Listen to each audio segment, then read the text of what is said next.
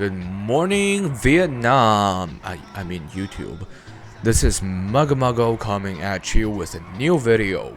Today we have some review and gameplay footage of Grand Theft Auto 6. Hold on, I mean Grand Theft Auto 5. Enhanced version. Yeah, I know, right? Still no GTA 6.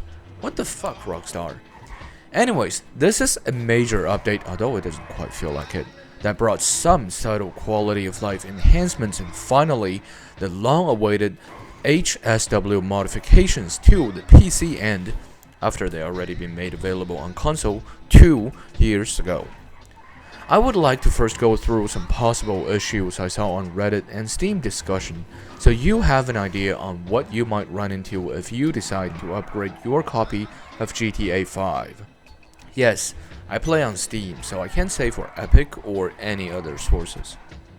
But anyways, first of all, the enhanced version is a completely new game, which means that you will have to re-download the entire thing again. However, it is almost 40 gigabytes smaller than the original, now called Legacy, so that's that.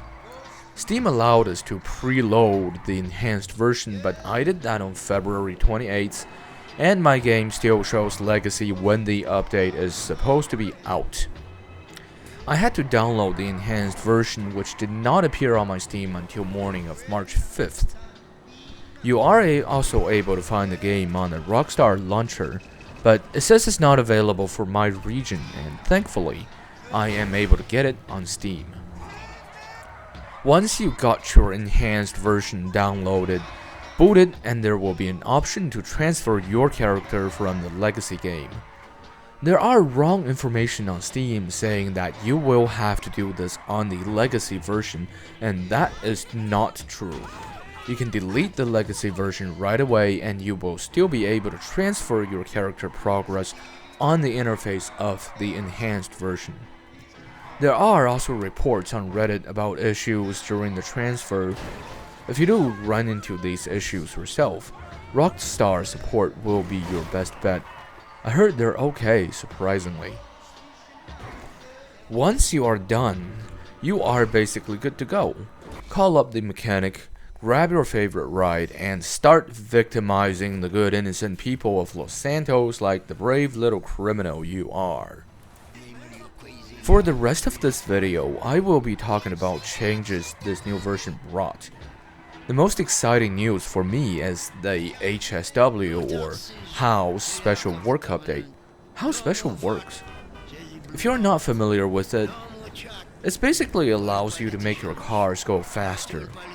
This footage you've been seeing now is a Buffalo EV-X with all the HSW mods installed, which include an engine mod that violently increases the acceleration and a brake mod that feels like putting a band-aid on an open fracture that is the violently boosted acceleration. I picked this car because it's also an IMANI car, so it could be equipped with an explosive resistant armor plating, a missile lock-on jammer, and slick mines. It is not the fastest, but it's a very resilient car. With the additional speed, it feels like riding one of these mechanical bulls with an 18-inch dildo on the seat. Takes more effort to weave in and out of traffic and slide it around. After some practice, I got better, but the Ocelot Virtual still remains my favorite vehicle in the game. There is a complete list of 25 vehicles eligible for HSW upgrade in the LS Car Meet, which is also where HAL will be located and where the upgrades will be performed. By clicking on these items on the list, it will bring you to the store page, but not the vehicle page. You will have to scroll through the page to find that particular vehicle, a half-assed attempt, typical Rockstar move. Once you bring an eligible vehicle to the LS Car Meet, press G to mod it, and the option will appear at the top of the list. The cost for modding this EV-X is a little less than $1 million, so make sure you bring enough cash. Rob another shop if you're short. Typical GTA stuff. The modifications will add extra bars to your acceleration. The HSW on a Buffalo EV-X brings it about the same speed as the Virtual. I believe the Stinger TT is another agency vehicle that accepts HAL upgrades if you are a stingy motherfucker like me who wants to get the most out of our fake money. The enhanced version also brought some new vehicles, including a Corkit, a fuck it D5, your anus, ahaha, very funny, and 3 vehicles on Warstock which I am honestly more interested in. We got a weaponized AC-130 with miniguns. I'm not exactly sure if it comes with the 40mm Bofors cannon or the 105 howitzer. Will be exciting. I'm too poor to buy it now to find out, but it does seem like a cool thing to fly around Los Santos, although the Avengers still seem like a better option. There's also this new cargo chopper which I would indeed like to buy. I've seen this video on Reddit where someone swung an NPC Rhino over a public lobby while he had passive on. The Rhino just goes to town on the poor unsuspecting players and it was absolute chaos. However, my cargo bob can't even lift my insurgent, so it would be cool if the new chopper could actually provide some lifting powers, and that will make prep missions much easier. There's also this new plane on Ellis Travel, although nothing really exciting could be said about it. It looks like an old style plane that sprays insecticide over farm fields, and honestly I don't know what quality of life improvements that will bring to your gameplay, unless you could actually insecticide people with it, which would be incredibly fun. Another big drop would be the weaponized Ignis. It had been one of the cars I've been waiting for, a supercar with a minigun. How cool is that? Unfortunately, it is $4.5 million and according to GTA Wiki, goes away with one explosive blast and the remote turret can only turn for a limited angle. I'll give it 10 for the cool factor, but for the practical use, the weaponized Tampa still is my go-to. Once you got the research item for it, you get a free spinning turret with dual miniguns, rear firing mortars, rockets and landmines. Absolute horror show of a vehicle.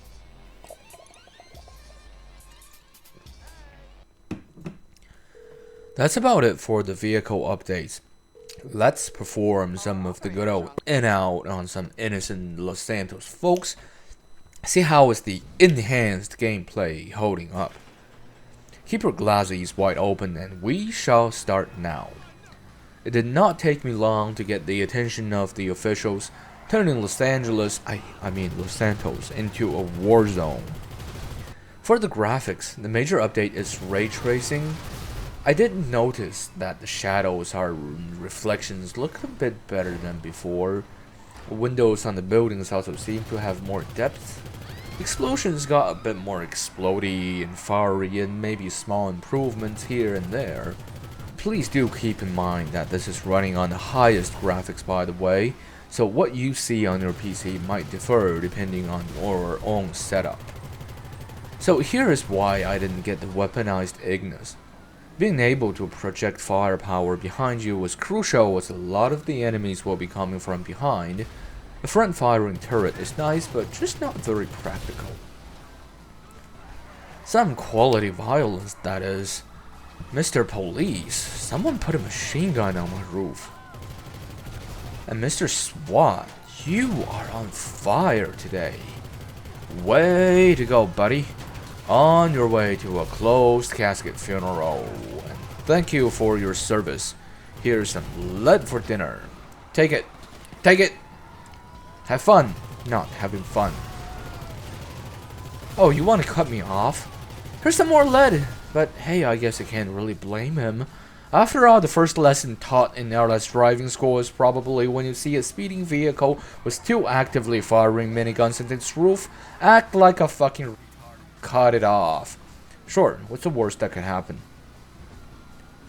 Another interesting thing I noticed is that the police choppers disappeared. I'm not exactly sure at this point if it is intentional or a bug. We will see as time goes by. Anyways, that's enough chaos for today.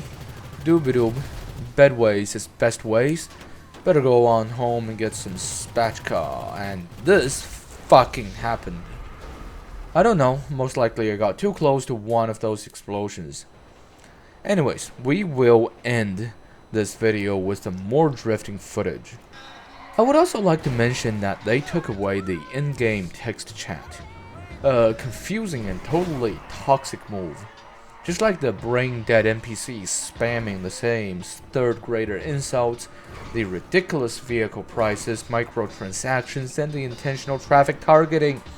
They place NPC cars in our optimum entry and exit points where you are about to clear a turn.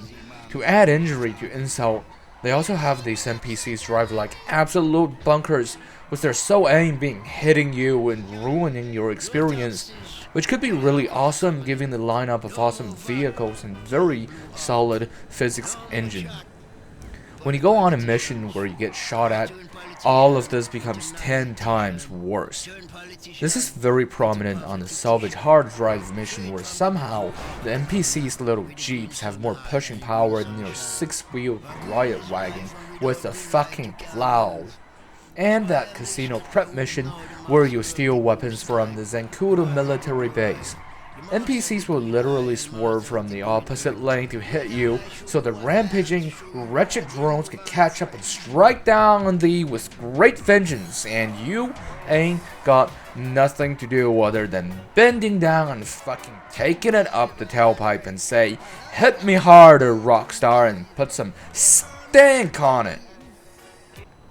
Oh, alright. They also introduced this country club thing where you take 50 fucking Quaaludes and enter the cerebral palsy phase immediately. I mean, where you could buy ammo and request vehicles from a phone app. Sounds kind of familiar. There's only one catch though. You gotta pay for the GTA Plus subscription services in order to be able to access it. I'm not sure of the exact monetary amount because apparently this is not available for my region again. But what you get is 500,000 GTA dollars every month upon billing and a big black bruise mark on your wallet. Oh, alright, and the ability to call vehicles from your phone like you already have been able to. Oh man, what a fucking mess. Grand Theft Auto, a steaming pile of cow dung on a delicious platter of some of the best food the world has to offer. Can't live with it, can't live without it. There are moments where I literally scream, "Fuck you," rage quit, and delete the game as I swear I shall never return, just to be back 2 weeks later, sliding around in Los Santos again. The game, despite all of its toxicity, managed to strike this delicate balance between reality and fantasy. You could choose to be a good citizen, golf, yoga, work, pay taxes, namaste, drink responsibly. Imagine that. Following fucking traffic lights, choose a fucking big television, washing machines, cars, compact disc players, and electrical fucking tin openers. Choose DSY and wonder who the fuck you are on a Sunday morning, sit on a couch and watch mind-numbing, spirit-crushing game shows, stick junk food in your mouth, fuck out brat that you spawn to replace yourself to rot away in the end of it all. Or you could rebel, break the law, be a jackass, waste people because you don't like them, speed through intersections at 5 times the speed limit, rob a bank, waste more people, not like they got families and all. Carpet bomb an entire city, sear through the night skies in a rocket booster vehicle, abuse drugs, drink till you black the fuck out, live life however you want to live it despite the suffering and loss of other people. Build an empire, your own legacy, your throne constructed by corpses, empty needles, and spent cartridges. We all get these road ragers, wife beaters, fucking animal abusers, corporate scum, bad police, corrupt politicians, ambitious narcissistic tech idiots, and general purpose unlikable piece of garbage tier villains in our lives that we hope there's something we could do about. But we can't, because they got money and power and the law.